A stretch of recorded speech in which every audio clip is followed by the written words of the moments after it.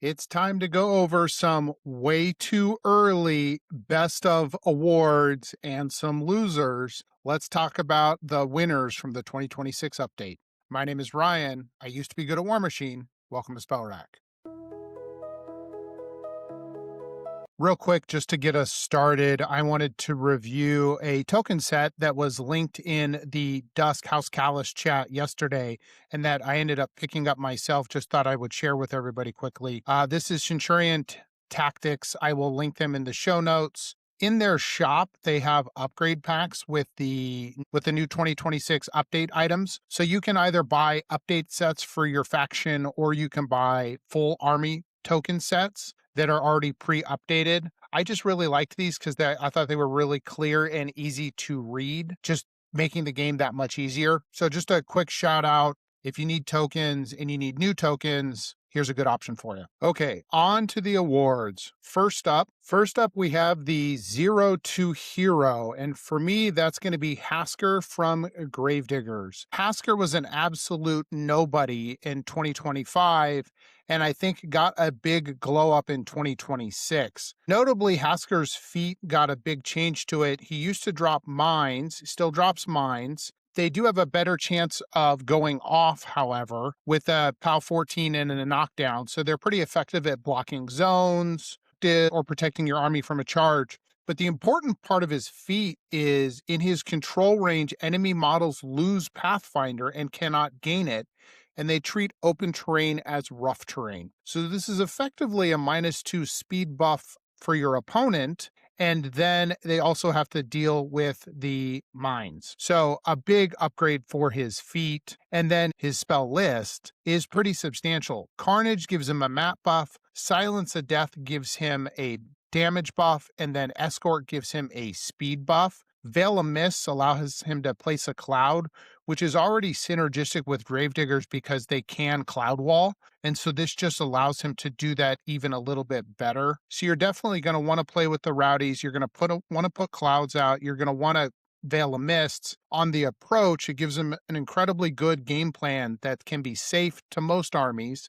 And then once he gets in there, Carnage, Silence of Death, and Escort are going to be three fantastic spells to see his army through. Silence of Death especially is one of those that turned off a lot of pieces of the meta last year with the removal of Tough. And so to have that on his rack makes him playable into some lists that we're going to see coming back from there. Next up, we have a Fall from Grace. So here I'm going to look at a caster that really opened up the 2025 meta as a defining caster, and now has seen a significant fall from impact in the meta, and I think that's going to be Shyryss out of Shadowflame Shard. Shyryss got a debuff on her feat. Her feat is -3 speed if resolving a charge or slam. This is a significant change from just not being able to charge or slam in her control area previously. Now you get -3. I mean, a charge gives you +3, so you're just going to make a move, and then you can still make a charge attack.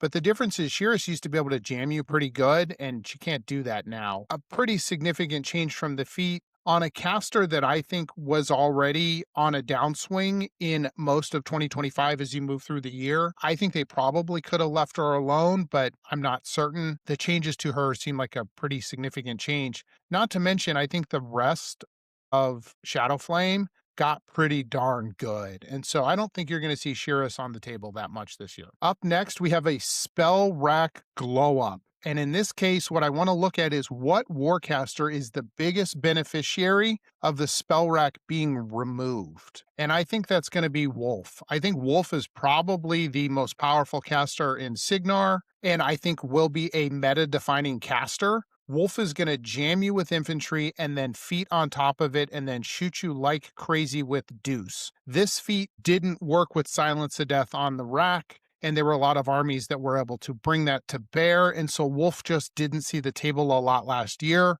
whereas I think this year he's going to be defining the meta. Up next, we have the Spell Rack Loser. Who is the biggest loser from the loss of the Spell Rack? It's me. It's just me. My podcast lost a name, but I'm going to stick with it anyway. So it is what it is, and we'll keep moving on. For the next category, I wanted to look at who I thought is going to be the best melee Warcaster or Warlock in this year, and I think that's going to be Butcher, Orsis the Betrayed. As far as his melee output and then his army's melee output, I think this is going to be the list that you are the most scared of when you show up to the middle of the battlefield. Orsis himself is still the Butcher, right? He's a 13-18. He's got a PAL 16 weapon. He's got Homicidal Maniac and then Blood Quenched and Berserk. He's gonna just do an absolute ton of work by himself. He's gonna rack up those Blood Quench tokens, and if he can kill 5 or 6 models, potentially be unkillable himself. Still has Spell Ward, gained reposition, Relentless Charge. I mean, he's just gonna be a monster all by himself. And then his feat, Horn of Woe, is changed. Instead of reviving D3 plus 2 models, now you get to give D3 plus 2 models an additional dice on their damage rolls. You get to give them Weapon Master. Except if they already have Weapon Master, they get it twice, right? Because you can only boost once, but you can add additional dice as many times as you want. Notably, this feat is not limited to warrior models, so he can pick himself and he can pick Jax. So if you have a Ravener who's a PAL 16 Weapon Master already, he's going to be rolling 4 dice with every attack that he buys, right? 4 dice has an average value of 14 plus the base 16. He's going to be rolling 30s each time. So if you're armor 20, just take 10 damage every time he buys. On other units, it's still going to be an absolute bloodbath when Butcher turns on his feet. He's just going to do a ton of damage. I think this is the caster you fear the most when you show up to the table and you want to meet in the middle. Then let's talk about best caster. Who's the best caster in the game? Who wants arc nodes? Who's going to do damage to you from the back? I think it's Sabbreth, so we need to stay in Sea Raiders and look at Sabbreth's spell list. Sabbreth's spell list is bonkers. A lot of casters with this update, they got 2 or 3 spells. So you find that most casters have 4, 5 spells on their spell list, and Sabbreth is here with 7, and they're great.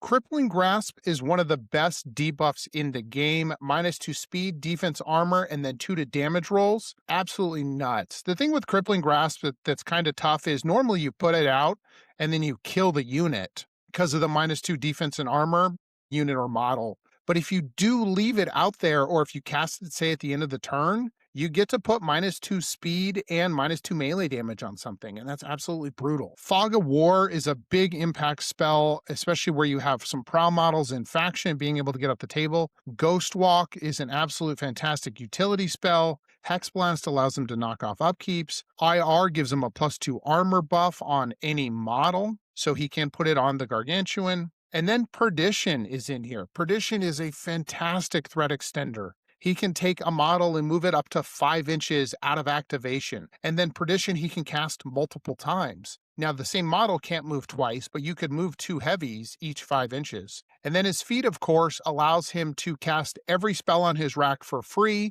on his feat turn, and then his warrior models gain +2 speed on the charge. So Sabbreth, I think, is your best caster in the game. Up next, we have Best Leader. This is my vote for just the best Warlock or Warcaster in the game. I think we closed out 2025 with it being Azlanov, and I think it's still Azlanov. Azlanov is, in my opinion, a problem, and that problem was not solved with this update.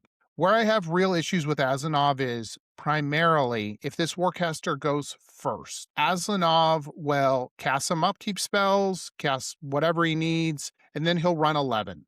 And then on turn 2, he's going to feat, call out his battle formation, and then run 11 again. So that means that he's 22 inches up the table with a feat that reaches 12 inches. The feat says you can't run, charge, or perform special actions or special attacks. Back to the math.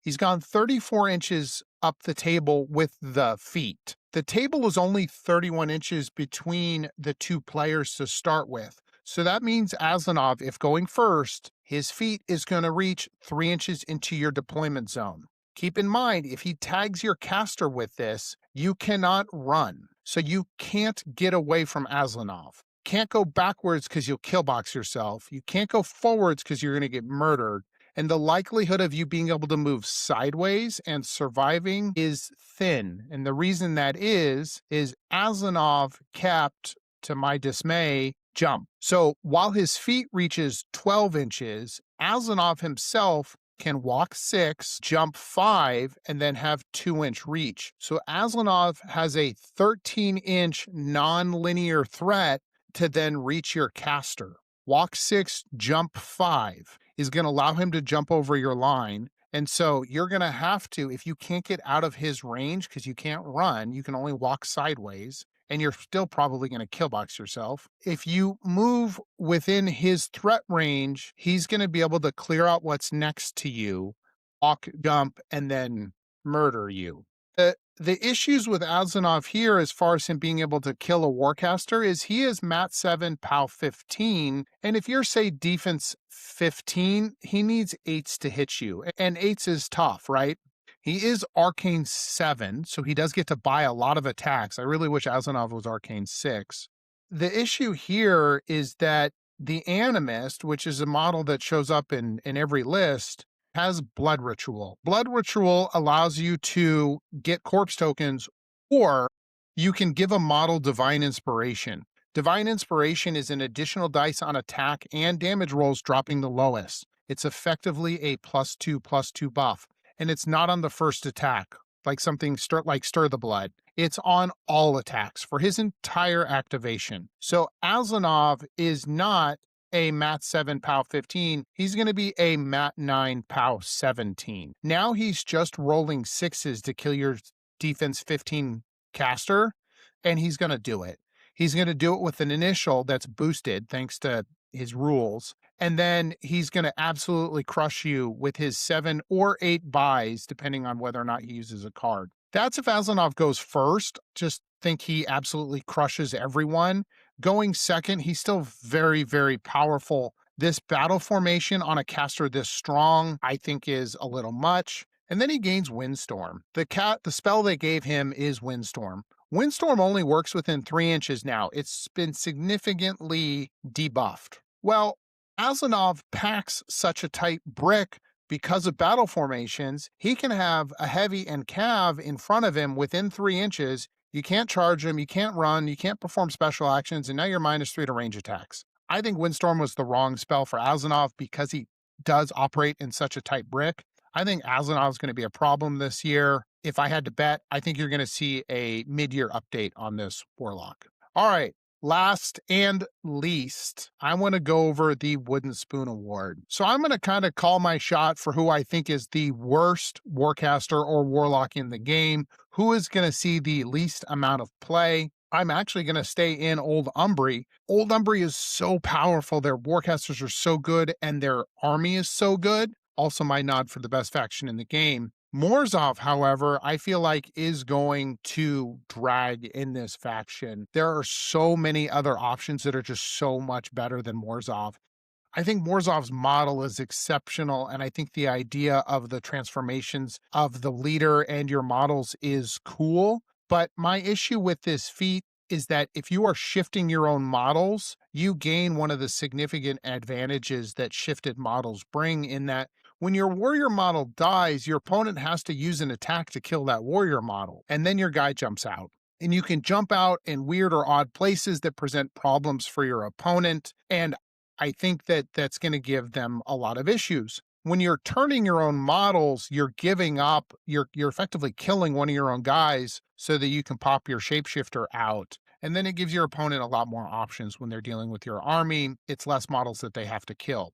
Granted, he does bring in models that are going to be +2 armor, but your opponent still kind of gets to make the choice of what they're going to do there. So this was a very tough one. There's a ton of Warcasters in this game that are absolutely exceptional, and I think anybody that's not in the exceptional category is very, very playable. I think SFG did a great job of bringing a lot of the Warcasters back towards the middle so that everything in this game is playable. But I got to call out somebody. I definitely think Azlanov is above the curve, and I definitely think Morzov is below the curve. All right, that's it for my way too early 2026 awards for some of the best and the worst. We will see how my takes age as this year progresses. Maybe I did a good job. Maybe I'm terrible. I'm just a guy that used to be good at Warmachine. All right, thanks for watching. Bye.